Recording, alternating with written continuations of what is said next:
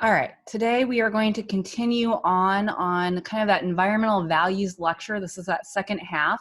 And the second half of the environmental value is what we strive to do, and that's to have a sustainable ecosystem so that our resources are usable not only for our generation, but all future generations.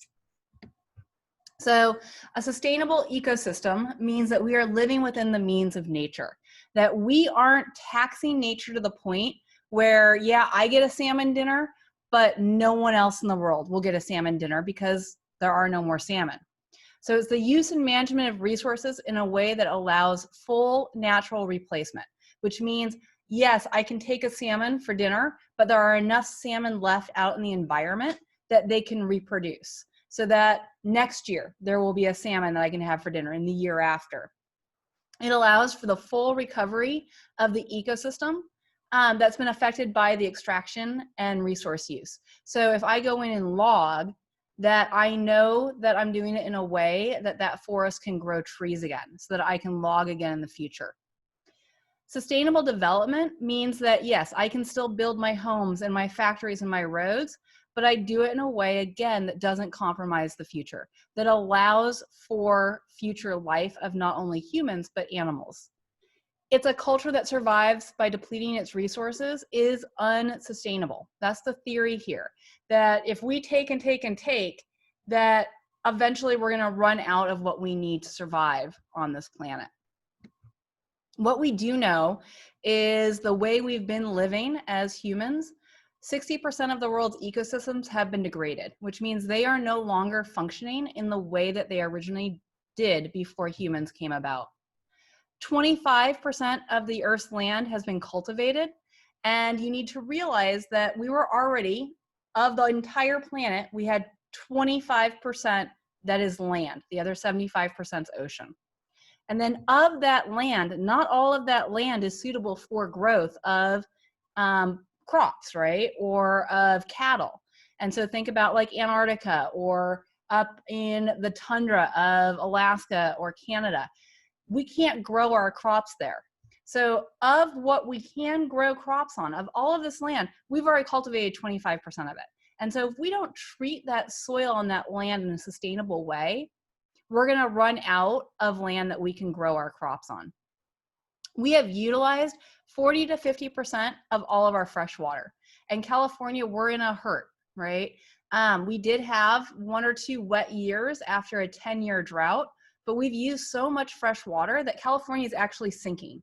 So if you think about these huge lakes underneath our state, as we pull water up out of those lakes, now there's an empty void, an empty cavern, and we are sinking into that cavern.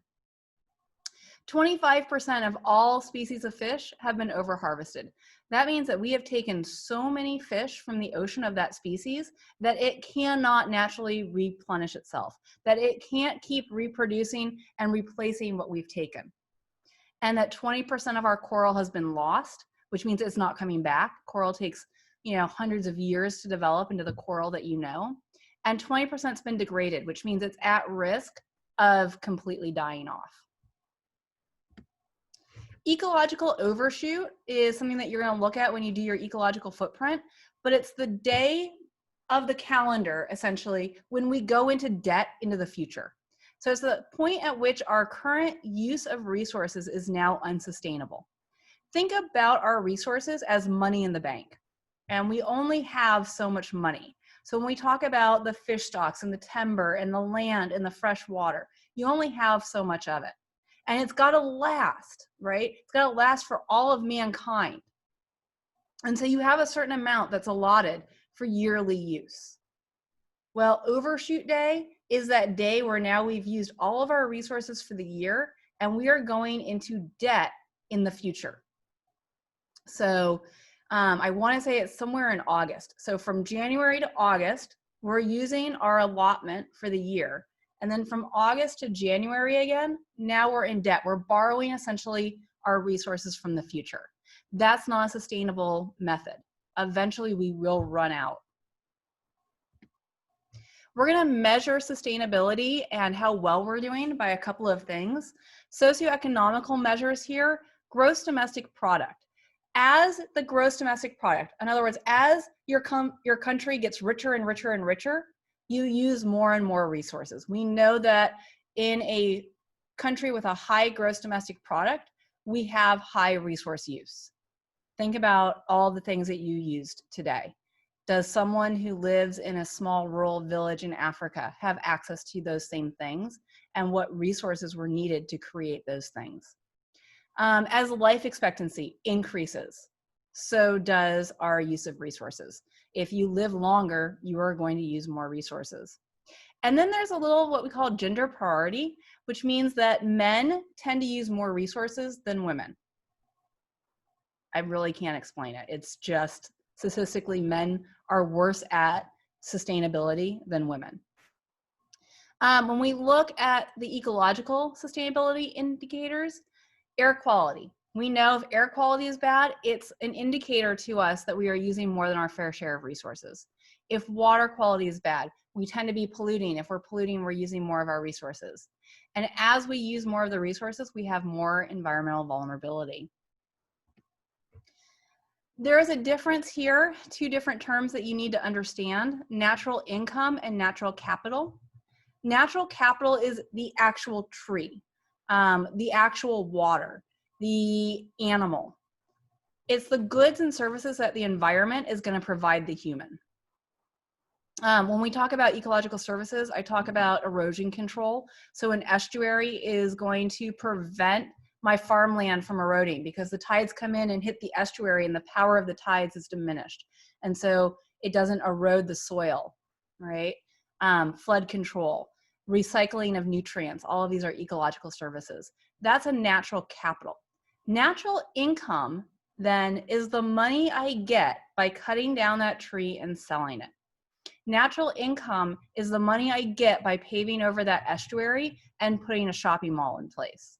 So natural capital is the actual natural thing that's growing, whereas natural income is money in hand. We have, since the 70s, decided that if we are going to do anything in the environment, we have to, in our country at least, make an environmental impact assessment, which means if I'm going to build a road that goes out behind Tesoro High School, I have to present to the city and to the public this environmental impact assessment. The environmental impact assessment was part of the 1969 Natural Environmental Protection Act, and it weighs the advantages of building that road against the disadvantages of building the road. So what good is going to come of it and what potential harm will come of it. Now, just because there's harm doesn't mean that we're not going to do it. It means we acknowledge there's harm and we're going to now present to you the ways that we're going to try and overcome or minimize that harm. We're going to look at the microclimate. So the conditions right around that building site, the biodiversity that could be impacted by that building site, the scenic value. You know, a road is not as nice to look at as the natural hills. And the amenity value. So what's the benefit to putting this road in? Well, if you are someone who lives in Rancho Mission Viejo, having this road that's now going to connect the toll road down south is a huge amenity to you. And so you're going to balance that kind of nice, easy drive with the impact on the biodiversity of the animals that now are restricted in their movement, of losing the beauty of the hills, of having noise in that area. We have to balance these things. It evaluates the current environment and predicts what's going to happen to the environment in the future. So I'm going to look and see what's going on now, and then I'm going to say, okay, in 10 years, 15 years, 20 years, how is this road going to impact? If you've driven on the toll roads, you know there's not a lot of traffic. But if you're going to buy a house that's next to the toll road, maybe you want to think 15, 20 years down the road and say, well, what happens if traffic increases? Is my quality of life going to be the same? That's what environmental impact is doing. What's going to happen in 15 or 20 years to the animals that are living in that area, to erosion that might occur, to noise value? It includes the impacts on human populations, and we really do play in this precautionary principle.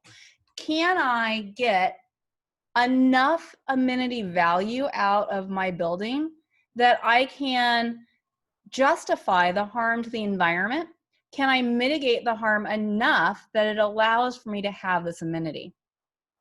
We're going to use it for new roads, for airports, for power stations, dams, mining, housing projects, factories, you name it, you pretty much have to file an environmental impact assessment.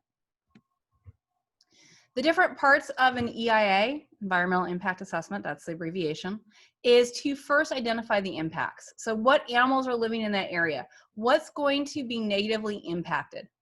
And then predict the scale of it. Is this really a huge disturbance for the mountain lions? Or can I come up with a way for them to get around it? And then devise a way to limit the impact. If you've driven the toll roads over to the 91, there are actually underpasses that are allowing animals to go from one side of the highway to the other. And then there's fencing that keeps them off the road. But if they should get on the road, there's escape hatches. So we are trying to minimize the impact on wildlife by still allowing this road to connect through. The weakness of an EIA is that different countries are going to have different standards. This is why a lot of people are going to build in countries other than the United States. We tend to have stronger standards than the rest of the world. And it's hard to identify some of the indirect impacts. It's hard really to look forward. It's really hard to envision what 15, 20 years is going to look like with this project. And these are really expensive. You have to get a lot of scientists together and a lot of technicians together. And you have to get politicians on your side, and you have to get the public on your side and hold meetings. So this is a lot of money out of your pocket if you're a developer, but it is required by law. Last thing here is an ecological footprint. This is how you measure your kind of impact on the environment. And so when we do that, we look at how much bioproductive land is necessary for you to live. How much bioproductive sea is necessary. So how much seafood do you eat? How much grain and cattle and all of that do you eat? And how much land is needed for that? How much land is needed to make the energy that you use when you use your phone or your cars? How big is your house, and how do you impact the biodiversity? You guys are going to go through a worksheet that's going to give you your ecological footprint. If you look at this foot over here, the size of the circle kind of shows the size relative of the ecological footprint. And you can see United States and China, we're up there. We have a huge ecological footprint. And then that one small thing activity you're doing is designed to decrease your ecological footprint. All right, that's it for today. Have a good afternoon.